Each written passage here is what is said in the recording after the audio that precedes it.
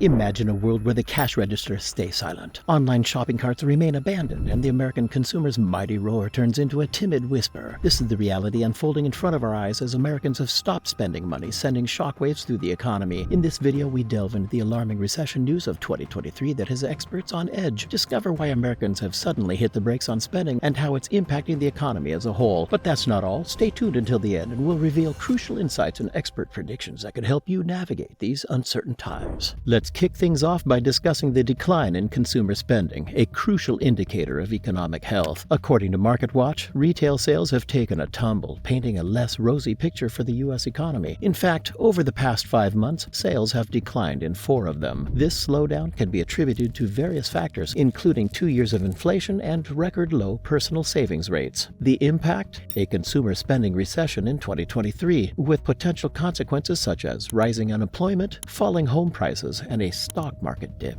Corporate America is currently facing its bleakest first quarter earnings since the beginning of the pandemic. Business Insider reports that S&P 500 companies could witness a jaw-dropping 7% drop in earnings. And when companies face declining earnings, they tend to resort to cost-cutting measures, which often means layoffs. These profit-driven corporations have a duty to their shareholders, and reduced revenue means job cuts on the horizon. Get ready for a significant wave of layoffs in the second half of 2023. What is concerning is how reminiscent the current situation is of the period in 2008. Looking at the graph showing the growth in retail sales and consumer spending from 2008, we can't help but notice the similar slowdown that happened back then in March, April, and May. And guess what? A massive crash followed later that year. History has a way of repeating itself, and it seems like we might be headed for a similar scenario in the summer and fall of 2023 as the recession deepens. It is important we start preparing for this reality as the recession transitions from theoretical to tangible. Currently, there are 3 significant headwinds converging on the economy. First, we have a decline in consumer spending and lower Wall Street earnings. Second, a credit crunch is on the horizon, with banks reducing lending. Consequently, businesses are likely to shut down and lay off workers later in the year. Lastly, the Federal Reserve continues to raise interest rates, pulling money out of the system. These 3 challenges compound the economic situation, making it an uphill battle. How are everyday Americans faring in the midst of all this chaos? Well, it's tough out there. The past 2 years have brought excessive inflation, making everything from groceries to gas prices skyrocket. And just when you thought things couldn't get worse, wage growth is hitting the brakes too. According to Bank of America's recent report, after-tax wages and salaries are growing at their slowest pace since before the pandemic, a measly 2%. That's not good news for the U.S. economy. When people's wages stay stagnant without any growth, it becomes harder for them to afford higher prices, especially in the crazy housing market we're currently experiencing. Speaking of the housing market, it's crucial to note that we're in the midst of the largest housing bubble in history. Yes, you heard that right. Even though the home prices have come down a bit in the past 9 months, they're still higher than they were during the peak of the 2006 bubble when you account for inflation. So if you're thinking about buying a house, be extremely careful. Some individuals may try to create a sense of urgency and FOMO by claiming that mortgage rates are decreasing and that it is an opportune time to buy. Don't fall for these tricks. The real concern here is the recession and potential layoffs, along with those sky-high home prices. Buying now might leave you underwater on your mortgage in the years to come. Let's zoom in on 2 cities, Austin, Texas, and Boise, Idaho, to understand the potential impact of the housing crash. Data from Redfin reveals that the median sale prices in both cities have already dropped by a staggering 20% in just 10 months. That's right, prices are plummeting. These cities provide a glimpse into the potential effects of the housing crash. It's worth noting that Austin and Boise have experienced significant layoffs, particularly in the tech industry. As the recession continues and layoffs spread across the country, we can expect more housing markets to face downward pressure on home prices. One of the reasons why we anticipate a worsening recession is the ongoing earnings season. Wall Street companies are reporting their earnings, and the results are far from promising. Declines in profits are evident, accompanied by negative guidance for the future. Take Albertsons, the second largest grocery chain in America, which reported a jaw-dropping 30% decline in net income for the 4th quarter. Grocery stores are vital to the economy, and reduced net income might lead to layoffs. It's not just grocery stores. CarMax, a used car wholesaler, reported significant declines in sales and net earnings. They even tightened lending standards for used car buyers, reflecting the ongoing ongoing credit crunch. Banks are lending less, restricting liquidity and money supply, which will exacerbate the recession further and potentially lead to a deflationary environment. We are starting to witness deflationary pressures within the system as inflation rates have decreased. While still elevated at 5% year over year, the inflation rate has come down from its peak of 9% last summer. This downward trajectory is expected to continue over the next year as the Federal Reserve actively works to reduce the money supply through quantitative tightening. The contraction of the money supply influences the rate of inflation with a lag of approximately 18 to 24 months. If the money supply continues to contract, we may even experience deflation. What role do banks play in all of this? Well, their actions over the next 6 months will significantly impact the economy. Will they continue to contract credit and loans or become more aggressive in lending? Recent headlines on bank earnings may suggest the latter. Big banks like JP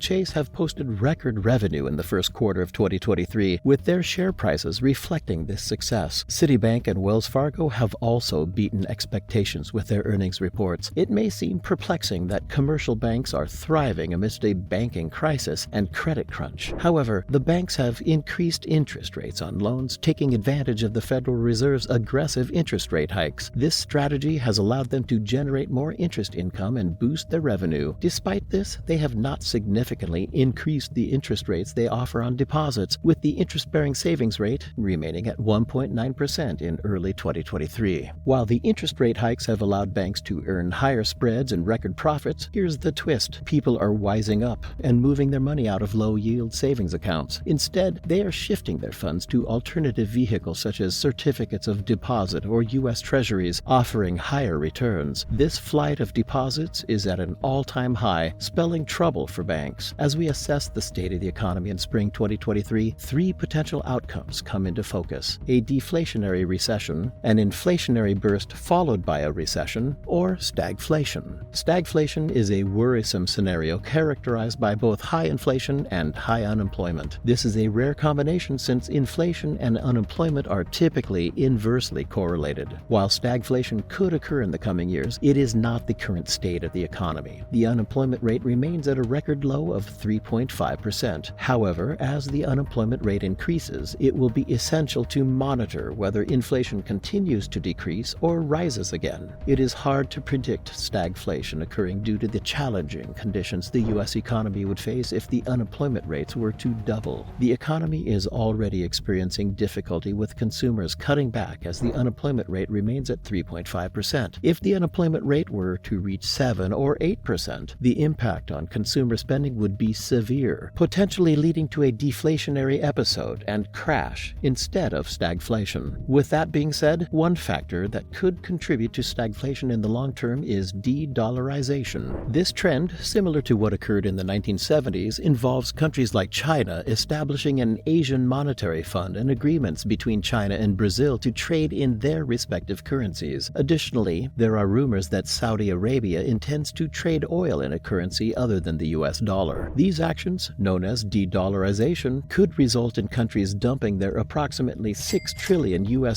in global US dollar reserves, leading to a perpetual increase in the money supply that could trigger stagflation, even amidst rising unemployment rates. If you want to learn more about the imminent recession of 2023, check out our channel where we discuss topics like the housing crash of 2023 and the growing revolt against the US dollar that is leading to de-dollarization.